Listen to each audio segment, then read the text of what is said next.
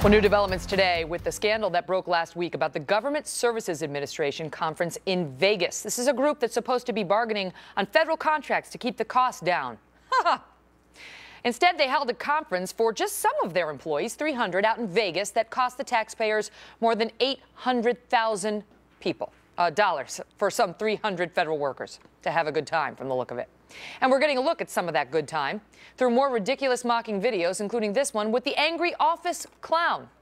You know, it takes a lot of energy to get through the entire conference call without getting a smoke. Hey, we're trying to call you on the conference call. Oh, 9 o'clock, 9 a.m. Whatever. Come on, get with it. Okay, all right, whatever.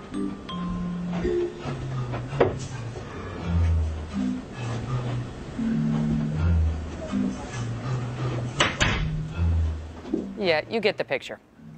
Well, it should be taxpayers who are angry. You're the ones paying for that. Later on, the clown says, "Government, if you think the problems we create are bad, just wait until you see our solutions." The Obama administration has come out and criticized these videos and the shocking spending, but now is suggesting that we look to the Bush administration if we really want to lay the appropriate blame here. Loretta Doan was the G.S.A. administrator under President George W. Bush. Loretta, thank you very much so much for being here. So, glad to be here, Megan. The statement from the Obama administration is, at least we have taken the bold, swift, forceful action to hold those responsible accountable and put in place protections to make sure this never happened again. If Bush administration folks had acted under their watch, the 2010 debacle could have been avoided, and they had provided these numbers and are pointing to this as justification for their new position that it is the Bush administration to blame. And I want to show the numbers. They say in 2004, this conference in Portland of the G.S.A. was $93,000. By 2006, when you were running the joint, it had ballooned to $323,000. And then 2 years later, it was up more than double. More than double to $655,000, leading us to 2010 when it was up to $840,000. They say most of that ballooning happened under George W. Bush, not under Barack Obama. Your thoughts? Megan, first of all, it's just so clear that the Obama administration is in crisis mode. So where to begin? First, I question the numbers, and I'd love to see a line item breakdown of what's in each of these numbers. I'm not going to just trust them out the gate. Secondly, just looking at the locations of the conference, it looks like they've confused what is a local regional conference with conferences that were nationwide, which had more than, 300 people at them. Some of them had several thousands of people at them. So I think they're comparing apples to oranges. But what I think you see really is, once again, an Obama administration attempt to divert attention from these troubling videos, because when you look at the videos, some of them talk about things like BA 61, BA 54, and the average American may not be aware of this, but these are categories of budget authorities. These are budget spending allocation line items that cover renovations, building projects, infrastructure, sustainability, stimulus spending.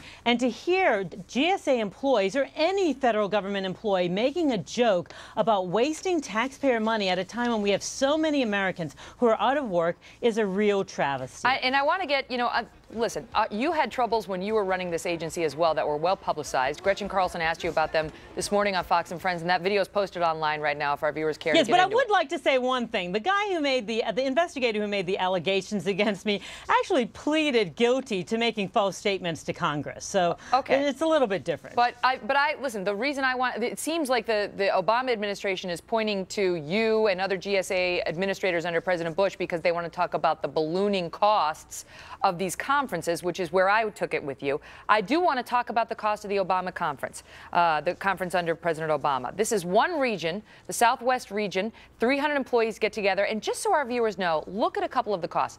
Average breakfast for the employees out there, this is each federal employee, $44. Who spends $44 on breakfast when you're traveling on your company dime? They rented tuxedos on our dime to the tune of almost $400 because they needed a few guys to dress up in tuxedos. Really? We had to pay for that? Think about you and your family. I mean, there are 22 million Americans who are either underemployed or unemployed right now. We're paying for these people to dress up in tuxedos.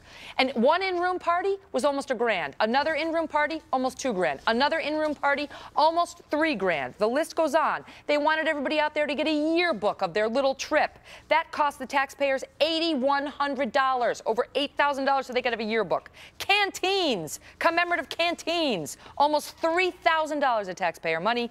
Coins for staff in velvet boxes. We had to have them in velvet boxes. $6,300. Some of the managers wanted little vests. They wanted a little sweater vest, so we had to pay $2 grand for that. And not just that, Larita, but when they went out there to scout the trip in Vegas, not only did they scout at the M Hotel, which provided them with these incredible two-story lofts, but of course they had to stay at the Ritz-Carlton because they considered having the whole event out there. I mean, my head's about to explode. You tell me how out of line this is. Megan, so is mine. None of these costs are justifiable. They're just way out of control. This is not what GSA is about. GSA is about saving the American taxpayers' money and getting the very best bargain on behalf of the American people. And that is not what's happening. And for Obama to try to blame this poor management, poor leadership on the Bush administration is absolutely abominable. He should be so ashamed of himself. What can be done? What can be done about this now?